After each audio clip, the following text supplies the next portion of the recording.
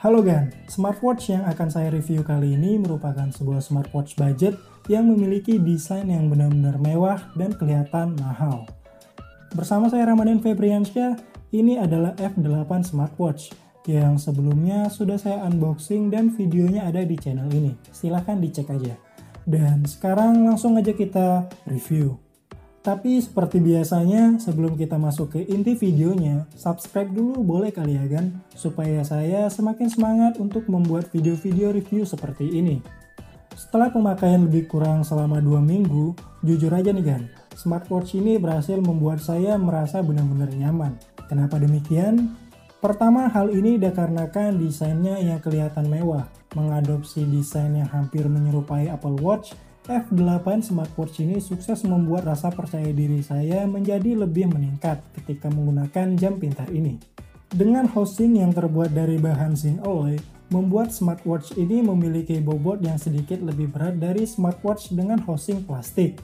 Tapi hal ini sekaligus membuat smartwatch ini terasa lebih solid dan kuat ketika dipegang dibandingkan dengan housing yang terbuat dari plastik.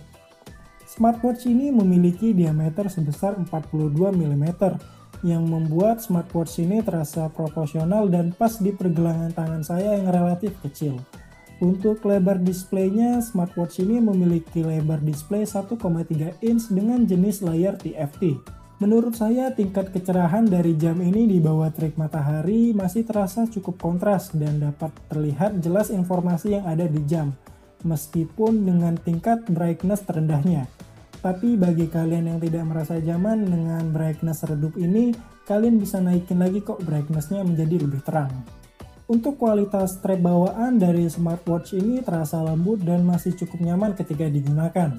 Layar dari smartwatch ini juga udah touchscreen kan, yang membuat navigasi di smartwatch ini terasa lebih fleksibel. Apabila kalian menahan watch face dari jam ini, kalian akan masuk ke menu pilihan untuk mengganti watch face langsung dari smartwatch ini. Untuk pilihan watch face-nya terdapat 3 pilihan watch face yang super keren dan informatif dalam menampilkan informasi yang ada di smartwatch.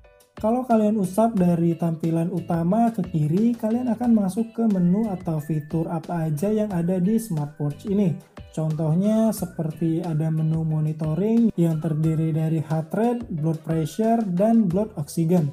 Lalu ada menu sport yang terdiri dari outdoor running, outdoor cycling, dan alpinism. Lalu ada juga aplikasi message atau pesan untuk menampilkan semua notif dari smartphone yang masuk. Lalu ada stopwatch dan screen luminance untuk mengatur brightness. Lalu ada aplikasi kontrol musik, find a phone, dan terakhir menu untuk shutdown. Lalu apabila kalian usap dari tampilan utama ke atas, maka kalian akan melihat informasi dari smartwatch ini. Lalu ada informasi activity serta informasi dari sleep monitoring. Lalu terakhir apabila kalian mengusap layar di smartwatch ini dari layar utama ke arah kanan, kalian akan melihat semua notif yang masuk dari handphone ke smartwatch. Sama seperti smartwatch pada umumnya, smartwatch ini juga bisa kalian sambungkan ke smartphone kalian menggunakan aplikasi Wear Fit 2.0 yang bisa di-download di Play Store ataupun di App Store. Cara nyambunginnya juga mudah. Pastiin Bluetooth di smartphone kalian sudah aktif, lalu buka aplikasi Wear Fit 2.0, lalu masuk ke menu Mi, lalu pilih Connection Management, lalu pilih Connect Band. Maka aplikasi akan mencari sinyal dari smartwatch.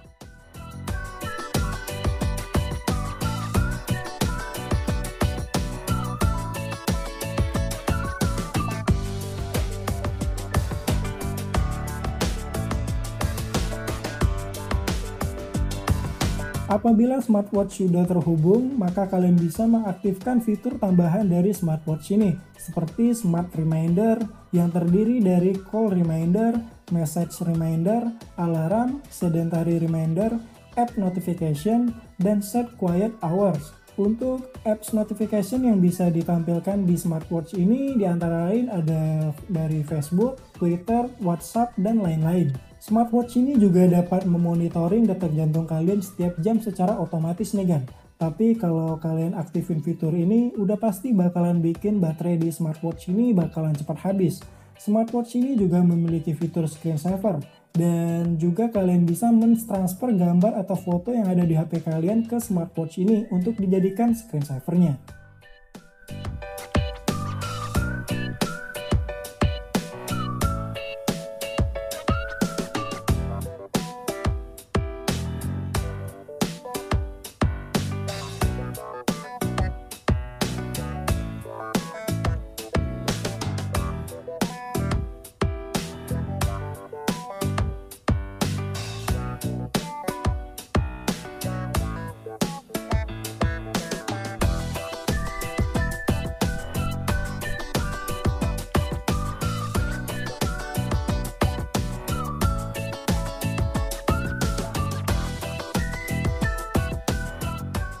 Ketahanan baterai dari smartwatch ini juga relatif standar, hanya sekitar 6 harian untuk sekali charge di pemakaian kasual, seperti hanya untuk melihat informasi jam dan sesekali mengutak-atik semua menu yang ada di smartwatch ini. Namun ketika saya menghubungkan smartwatch ke smartphone, daya tahan baterai yang saya dapatkan hanya sekitar 3 harian. Dan hal ini tergantung dari seberapa banyak notifikasi yang masuk dari HP ke smartwatch ya kan.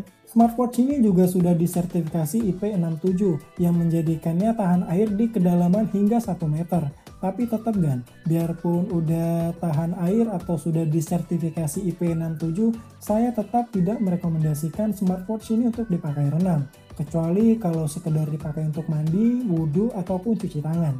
Dan itulah tadi review dari F8 smartwatch ini. Adapun kelebihan yang bisa saya simpulkan dari smartwatch ini seperti sensor monitoring yang sudah sangat lengkap. Mulai dari heart rate, blood pressure, dan blood oxygen sudah tersedia. Lalu layarnya yang sudah touchscreen menjadikan smartwatch ini lebih nyaman ketika digunakan memilih menu.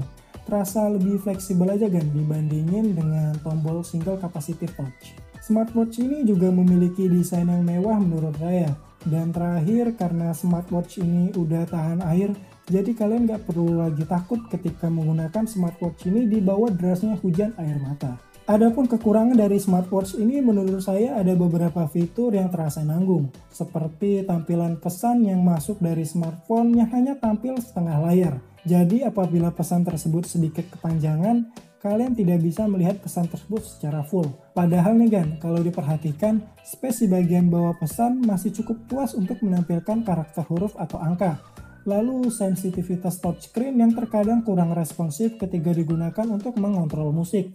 Saya harus menyentuh beberapa kali nih Gan, baru kontrol musik seperti pause atau next bisa berfungsi dengan baik. Dan terakhir, ketersediaan aksesoris yang minim membuat smartwatch ini nggak bisa banyak kita kustomisasi secara fisik. Seperti ganti strap contohnya.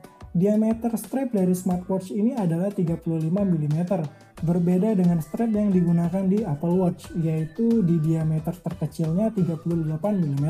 Sekian dulu video kali ini. Jika kalian suka dengan video ini, silahkan kalian tekan tombol like dan share ke semua akun sosial media kalian jika kalian berkenan. Dan apabila ada yang ingin ditanyakan, silakan kalian ketik di kolom komentar. Dan jangan lupa juga untuk subscribe channel ini untuk mendapatkan updatean video-video review terbaru nantinya. Akhir kata, saya Ramadan Febriansyah pamit. Sampai bertemu di video selanjutnya.